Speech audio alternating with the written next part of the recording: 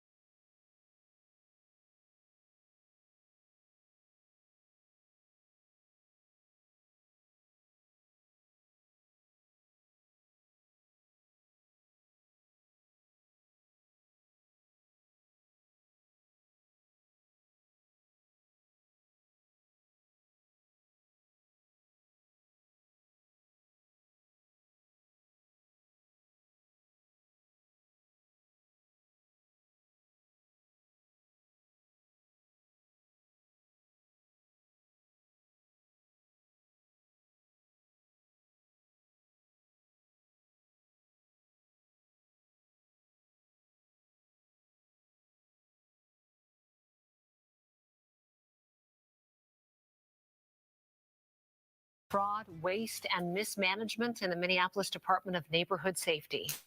The commissioner reported those claims at a Monday committee meeting. Fox 9's Karen Scullin sat down with Safety Commissioner Todd Burnett and to talk about all of this. Karen, what do you say? Well, yeah, those are some pretty strong words, especially that word fraud. And the Commissioner of Public Safety, Todd Burnett, does not take any of it lightly. Some of these concerns include allegations of fraud and abuse, but the concerns are racking up faster than they can be addressed. Blindsided by the accusations, Community Safety Commissioner Todd words she used after he gave a presentation to restructure the department. Surprised by those allegations are so serious.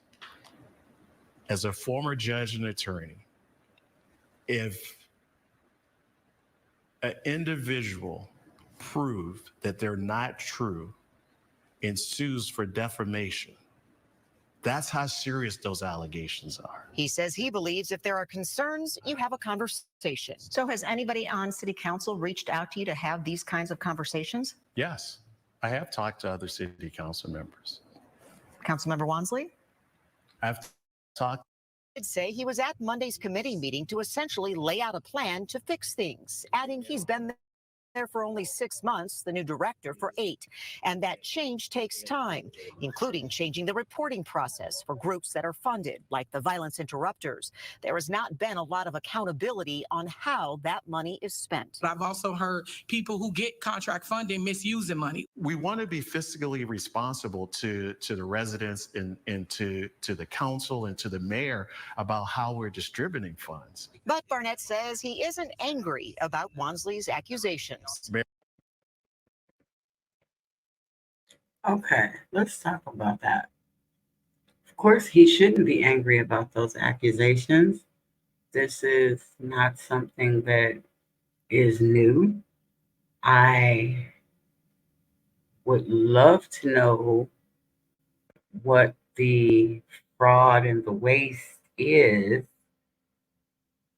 Of course, they're going to talk about funds being misappropriated, but are we going to get into lawsuits that have been filed? Are we going to get into looking into the bottom of abuse of power? Are we going to look more into allegations, as Jedediah Brown says, are we going to look deeper into the connections? Now, this is Minnesota. This came out yesterday. We all, or for those of us who have been paying attention, we're well aware of the situation with Andrew Holmes in Dalton, Illinois. Mr. Congressperson, Man of the Year, Violence Prevention. I didn't mean Congressperson, but you know what I'm trying to say, like, Mr. Bigwig, But what's the bigger connection here? I think that's a question that we really need to be asking. And we see these stories. Oh, it's the Minneapolis violence interrupters that face criticism. But don't violence interrupters, isn't this grant through violence prevention in other cities and other states, specifically across the Midwest, other places? So if the there are allegations of waste, misuse of funds, corruption, we haven't heard of any specific allegations as of yet, but I think the bigger question is how deep are we going to dive into that? It can't just be Minnesota. And this specific grant for the violence interrupters has been into play for years now. So how could it just be this one place? And then if I go back and I reference Dalton, if I reference Chicago, if I reference the allegations against Andrew Holmes, if I connect that with allegations of leaders here in Minnesota, is it really just one person? Is it really just one man? Is it really just one woman? Or is there a bigger picture happening for these things to be enabled for so long? And I just think that while we are shedding a light on these things, this is the age of Aquarius. Everyone talks about it until it's time to start revealing the whole truth. Everyone wants to know, not everyone, but I hear people asking, well, why doesn't this person just say anything? Why doesn't that person just say anything? And I'm not speaking specifically about essay. I'm speaking about any type of fraud, any type of corruption, any type of injustice, any type of illegal activity where people look the other way and we question, why do these people look away? Why didn't they say anything? Well, is there a bigger connection? Is there a bigger connection not only between Dalton, Minnesota, Texas, Atlanta? I mean, who really stands to be exposed when we begin to expose others? So let's go ahead and finish listening. Mayor Fry's my boss, right? When Mayor Fry says something to me, I need to be concerned more than anybody else, right? Now, the commissioner told me the city's actually in talks with an outside group that's going to kind of take a look at things and see where they could run more efficiently, not only in neighborhood safety, but in other departments, see if there's any overlap, and really how the money is being spent. Meanwhile, Councilmember Wansley says she has asked for an audit of the Department of Neighborhood Safety. No word on when any of that will be complete. We're live in Minneapolis. Karen Scullin, Fox 9. Okay, thanks, Karen. I really like Karen Scullin. She does really well. But this is not meant to be anything long, just a quick look into. This May at Grand Casino Hinckley, wins are hidden around every Is corner the of bigger play. Where in the picture casino here. is Miss Like, Lady what Luck are we and the doing? anniversary? Oh, goodness, that thing wants to keep going. But yeah, no, this wasn't made to be long. But I really, if anybody's really paying attention, and if anyone is really looking at exactly who's being exposed right now, what's being exposed right now, these things might not seem connected, and I get it, but sometimes you have to sit back and pay attention and look at what's not being said and just observe. If you observe in more than one place, because you have to always go outside of where this specific thing is, outside of your neighborhood, to really understand the gravity of these accusations of fraud and waste and mismanagement. Those are very broad terms. Very broad terms. So, of course, fraud, that can be anything, that can fall under anything. Waste, they're wasting funds on what? Mismanagement. That in itself covers a whole lot. So again, we have people that are being empowered to come out and tell their stories, whether it is of seeing mismanagement, seeing fraud, witnessing waste, being mismanaged, regardless of what it is that people are exposing and sharing. We have to make that space for them to do that. And I think that's the hardest part of coming forward. This is why, in 2024, we are just now talking out loud on the news about the violence interrupters and what I call, and that's just me, my opinions are mine only and do not reflect anyone else's, the violence prevention scheme, allegedly. So let's pay attention.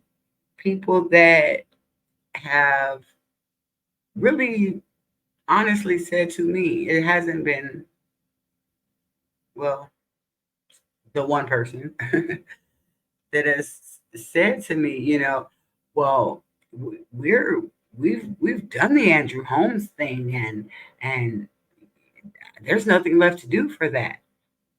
I disagree. I disagree. If you think that what has happened in Chicago with Andrew Holmes and not even his latest survivor sending you love, Fania, sending you love, sending you strength, sending you prayers, because me too, not of Andrew Holmes. However,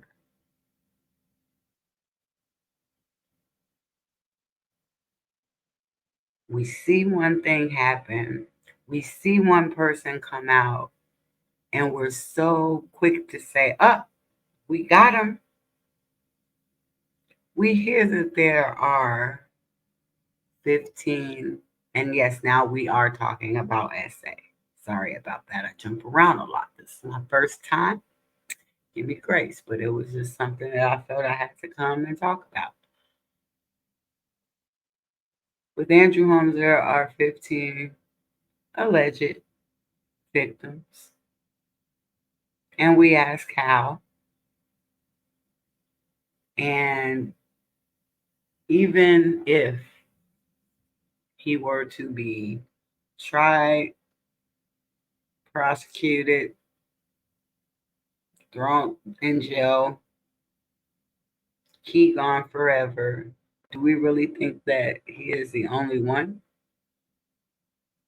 Is that what we think? Do we really think that the reason that he's able to walk around still right now and not resign from positions, but only not show up? You have to be very comfortable to continue to be in spaces where there are very serious accusations against you. And, other than being very clear and saying, I did not do this, I was not there, I did not, I'm I'm just I don't know how one can walk around like that, but I do know because it's not that one individual. That one individual has to feel some level of insulation, some level of protection in order to be able to walk around so callously with head held up high and still continuing to make statements that are very much, very much disrespectful towards a person that is even alleging anything against him. And that's the problem. Even if everyone is innocent of all of anything that they've ever been accused of, I'm the type of person that I look at your responses. I'm the type of person that I want to see what it is that you have to say. So I have some egregious allegations against me, hypothetically speaking, and I know they're not true. So what am I going to do? I'm going to say, hey, that is very much unequivocally, undeniably not true. However, we do need to figure out and get to the bottom of whatever this is that I'm being accused of. If it's something as sensitive as an essay, I am praying. My heart is with that person, but it was not me. Have you heard that? Have you take all that back? Have you heard, hey, that's not, I didn't do that. So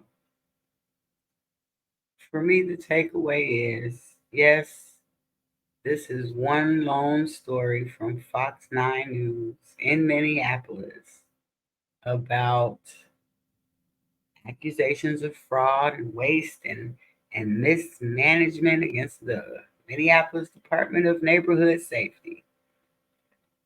This is also something that's going on, we know, at least across states at this moment in time. And the call is, what are we doing about it? The call is people that are in places to share this information, don't impede that information from coming out, whether or not you feel it is worthy of being shared. If you are in a place where you can get information to someone, get it to them. It may be bigger than you think. This is what gives people the power to also speak out against fraud that they see, any waste that they see, any mismanagement that they see. So just like people who are being accused of things are able to walk around and not have any consequences or any immediate